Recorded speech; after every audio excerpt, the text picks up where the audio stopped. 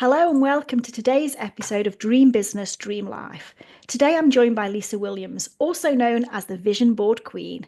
Lisa is a trained vision board facilitator who works with businesses to create the blueprints for their dream life, which, as you know, is right up my street. Hello, Lisa. How are you? Hi, Emma. Thank you so much for having me today. Super excited. Right, as I always do, we're going to dive straight in. I'm going to hand straight over to you, Lisa, to tell us who you are and why you started your business. Thank you, Emma. So, as Emma said, I am Lisa Williams, also known as the Vision Board Queen. And my mission is to help as many business women to create the blueprints for their dream life using that vision board. And I started creating and working with vision boards around 2017. And it was at a place in my own life that I was in a very dark place and I was introduced to the world of personal development. And as through that journey, I stumbled across vision boarding. And as always, a dreamer and a daydreamer, they say, I was always one of those people who thought I'd live in a mansion when I was like 6 years old, and I dreamed of all these fancy things. And vision boards helped me bring that lovely inner child back to life through me. And I have absolutely loved working with vision boards ever since. From my own personal journeys, I have achieved things like my dream home, my rainbow baby, my business, and many other things, holidays, many other things in between as well. Absolutely amazing, absolutely amazing. And that's just reminding me of something from my childhood. I remember when I was a little girl, I must have wanted to be an interior designer because I remember I used to sit and draw rooms and I'd choose what colour the wallpaper was going to be, what colour the carpet was. So that was obviously my early vision boarding, wasn't it? And I didn't even realise it existed back Yeah, then. we all do Absolutely. it. We just don't know that we do it. Exactly. So tell us a little bit, what is a vision board?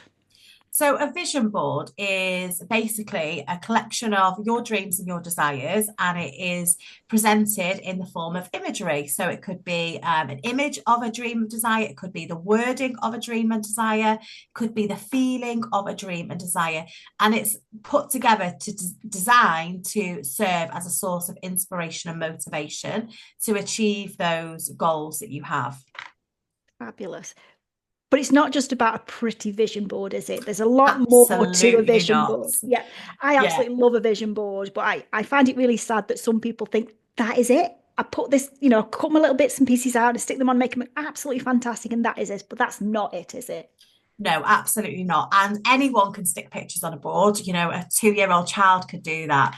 But what actually works with the vision board is what I like to see is underneath the vision board, the things like the mindset work that we need to do to believe in ourselves, to then believe in our dreams and our desires. You know, we might have blocks around certain things like money blocks around money and business blocks around selling. So there's lots of things that we might need to work through around that. But the vision board is there to give us that motivation to work through that mindset or those blocks. Or it could be just like you might want to step into a more spiritual aspect of tapping in with the universe and being in more flow. And again, that's a journey. It's not something you just pick up overnight and you'll be able to run with it. But the vision board is there to help you on that journey. Yeah, love that. Help you on the journey. And I think that's an important thing, isn't it? Absolutely is. So do you need to be creative to create a vision board? Do you think it's something that somebody who's not creative or doesn't think they're creative can do? Or do you think it's sort of more drawn to people who are creative? Anyone can do it, okay, but some people who aren't creative might have that block to think they can't do it, and that's the first hurdle that we need to get over, isn't it? Anyone can stick some pictures on a board, okay? You don't have to be creative. And generally what you'll find is when you're creating the board will represent your personality. So if you are a creative person, the board is going to look very creative and very flowing, and maybe you might have a certain theme run through it. But if you're not creative, it's probably going to look very simple, and that's absolutely fine. There's no right or wrong way to actually design the vision board itself, but as long as you're able to actually connect with that vision board and work with the vision board, that's all that matters. Yeah. So a vision board doesn't have to be a physical thing. It could be electronic or. Yeah, so your vision board could be obviously a physical board, it could be a pin board, it could be a marker board with like a brain map on, could be in a box, it could be inside a book, it could be electronically via a screensaver or an app that you've got. It could be any way, but the intention is putting those images together to put that vision out there. Love it. And would you say a vision board should be on display? You should be able to see it all of the time. Sorry, I'm throwing 1,000 questions at you here, aren't No, I? I personally think it should be on display, but not everybody connects with it like that. So it's sometimes it's a bit trial and error. Like I've got a few clients who have a vision board inside a box. I've got a few clients who use a book, like a scrapbook, as their vision board, and they put images inside that.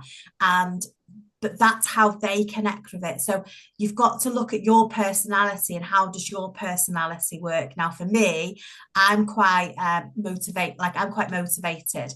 So I'm very self-motivated. I am a generator as a personality trait. So I'm very much, I need to see it. I need to see what I need to do. I need to see the actions.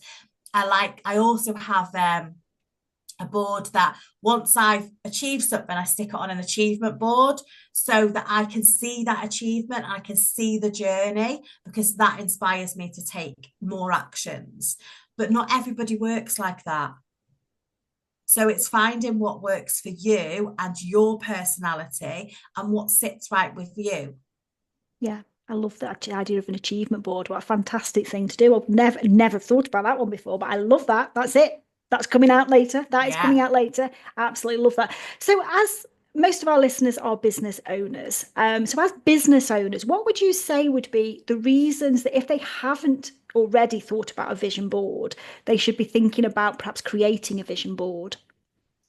Yeah, that's a really good question, Emma, because some people think that it's just the airy fairy woo side of stuff, but it actually isn't. It's a really good tool to use to set goals. Okay. And as business owners, we should be setting those goals and we should be working towards those goals. So your vision board can be a really good strategy to use for your goal setting, because you're not only setting the goal, you're visualizing the goal. Okay. You're also using things like affirmations on your vision board and wording to empower that goal and strengthen that mindset. It is such a powerful tool to use as a strategy element to achieving that goal. And even like athletes have visualized the winning a race before they've even ran it. If you want to achieve something in your business, you visualize achieving that before you've achieved it. And the vision board can really help you with that. Yeah, absolutely. I always say if you can dream it, you can do it. And I think the Absolutely. vision board is that absolute gap between the two, isn't it? So you can Yeah. actually visualize where you're wanting to take yourself. So when you first started vision boarding, so I know you said it earlier on that your vision board has helped you to give you lots of things, your home, your business, your rainbow baby. So when you first started, what would you say were the hardest things about going from never doing it to actually that becoming not only what you did, but what you turned into a business? Yeah. So I'll give a little story. So one of the first things that I put on my vision board was a selfie with Gary Barlow. I So love that. I'm a huge Take That fan. I have been since I went to my first concert at 9 years old. And I remember creating my first vision board, and I remember putting, right, if this works, I'm going to get this selfie.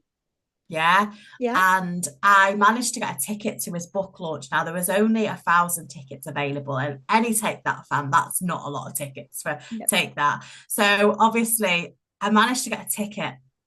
And that was the first hurdle. I was like, right, I've got a ticket. I'm going to be in a smaller room with him. I'm going to have more of a chance of getting this selfie. And there was 10 golden tickets to get a meet and greet with him at his book launch. And they were put randomly inside books at the event. And the person I went with wasn't the person I was meant to go with on the day. And the whole day I was like, right, I'm going to get this ticket. I'm going to get this ticket. I'm going to get this golden ticket. And even I had my daughter, who was about 5 at the time, and my husband manifesting me to get this golden ticket. And we got there, and I didn't get a golden ticket in my book, but the person I went with did. But she only came for me because the person I was meant to go with pulled out. So she gave me her golden ticket. And Wow. it was just like, okay, this really does work. Okay. That was my eye opener to this actually works now. I'm going to use this tool as best as I can and learn as much as I can about it. And that's exactly what I did. I then went on to train as a facilitator. I then obviously implemented it into my business. And then in 2020, I created my whole business from it. But one of the first things that I did learn, which was another lesson, was the trusting in it. Sometimes, especially as business owners, we tend to try and control things like we're going to do this launch here, we're going to do that launch there, we're going to have this here, we're going to have that there. And sometimes that's not meant to be the right time for it. So rather than pushing through in an energetic like push towards something that isn't meant to be, sometimes it's believing that, right, okay, it's not right for now, but it will be right for later. And sometimes we do have to listen to that, those pushes and stuff. But trusting the process is one of the biggest things that held me back for a while. But once I realized that that's kind of, I have to let go of that, then that really did make a huge difference. I love that.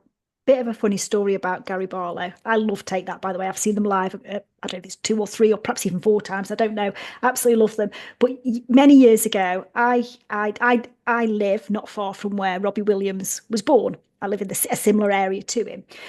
So there used to be a nightclub called The Place in Hanley, which was right near to where Robbie was born. And we were there one night. I was only young. It was before I'd even had Becky, so I probably shouldn't say I was in a nightclub at that age. But anyway, I was in a nightclub, and there was this band on the stage, and they were there and they were dancing around, chucking themselves around. And I remember saying to some of the people that were with, "Who on earth are these people? What are they doing? They've got no chance in life, becoming successful or doing anything. They're just chucking themselves on around on the stage." It was Take That. It was Take That. And, and it's like, and there I am, a few years later, screaming at a concert, watching them. So it's like, how funny is that? How funny is that? They were clearly at that point manifesting, vision boarding that they were going to be on big Yes. stages, not this Yeah. dingy little nightclub in Hanley with people like me thinking, who on earth are these people? They were just so bouncy. Anyway, that's my funny story about Gary Barlow. Let's come back to vision boarding. You're giving me too many memories of my childhood today. This is quite spooky, quite spooky. One of the things that you mentioned there was that you'd got your husband and your daughter manifesting for you. Do you think that's one of the key things that goes alongside vision boarding or goal setting for that matter? Because as you say, the two are the same thing, aren't they, in a way? No, I don't think you need family and friends to manifest for you. I think it was just because it was because they knew how much that was going to mean to me. That's why they got on board. It wasn't that they needed to do that. You can absolutely do it on your own. You don't need that. But having people around you who support your vision is really important, especially within business. Having those connections, those business tribe as such, having that around you is really important because they're gonna shout, they're gonna be wanting to cheer you on, to achieve your vision. So imagine like now I've launched two books and they've both become bestsellers. So, imagine now if I didn't have that tribe behind me who wanted me to get to bestseller, then that probably wouldn't have happened as much as I visualize it. You do have to have that energy through you and through other people to help you with certain things. But absolutely you can do it on your own, but that support is definitely going to make a big difference, isn't it? Yeah, absolutely. I think the people you surround yourself with do make a massive difference in life and business, don't they? It helps to lift you up when you need that sort of thing. So just a couple of final things to talk about before we come into the wrap up. And I think one of them has to be we've got this vision board created. We've set our goals in effect. What are some of the things that we need to be doing to make sure that these things are moving forward. Is a vision board a high level thing, and then there's something that sits underneath that? No, the biggest thing is to stay connected with the vision board. Okay, so the connection is the like the road, the map, the road to it. So your vision board is like the sat nav. You've programmed in your destination. You know where you're going, but your connection to it is, showing up each day, taking the left, the right turn, the roundabout.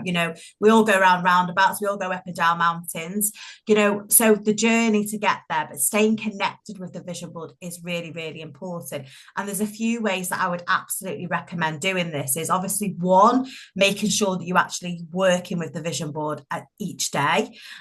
This could be just through like visualizations. It could be through using things like journaling. It could be through writing your daily gratitudes. It could be just through a meditation. Whatever way you find works for you. The ones that I use the most is visualization and journaling. But it's just making sure that you are in alignment with that vision, because there's no point in working towards something you actually don't want. So it's making sure that you're staying connected, because what I do find quite a lot, Emma, is January is a very prominent time for this. Is people create a vision board because it's January, come to the end of the year, oh, I've not done anything with that vision board. I've not achieved nothing. But have you worked with it? Have you used it? That's like saying you've got a friend and you've not picked up the phone for them for a year. You wouldn't do that. So why are you doing it to yourself and your dreams? So it's staying connected with that, making sure that you are utilizing. And one question I actually got this week, which was quite an interesting question, was, I'm really busy. How do I fit it in? So my answer back was, how often do you boil the kettle a day? And they said about 4 or 5 times. Said, well, that's 4 or 5 minutes that you've got to visualize something off your vision board. Which is a great way to think about it. And I think it's not thinking about it as something else to do. It's integrating it into what you're doing every day, Yeah, because it's your dream, isn't it? yeah. And it will forever be your dream if you don't do something about it, find the time or whatever it is that you need to do. So absolutely love that. Right, we are running out of time. So at the end of every episode, I ask my guests to share with us a top tip. So Lisa, what is your top tip? My top tip would be to learn to believe in yourself. Once you believe in yourself, you'll be able to believe in your dreams and your desires. Love that. And finally, if our listeners want to come and learn a little bit more about you, where's the best place for them to connect? They can find me on Facebook under Lisa Williams, or my Facebook group is called the Vision Board Lounge. Or if they want to head and find my book, it's called The Vision Board Blueprint, and it is available on Amazon. Amazing. And we will share all of Lisa's links in the show notes, as we do every single time. So thank you, everybody, for listening today. Lisa, it has been wonderful chatting to you. I hope you've enjoyed your time with us. Thank you very much, Emma. And again, thank you to everybody for listening. We will see you next time.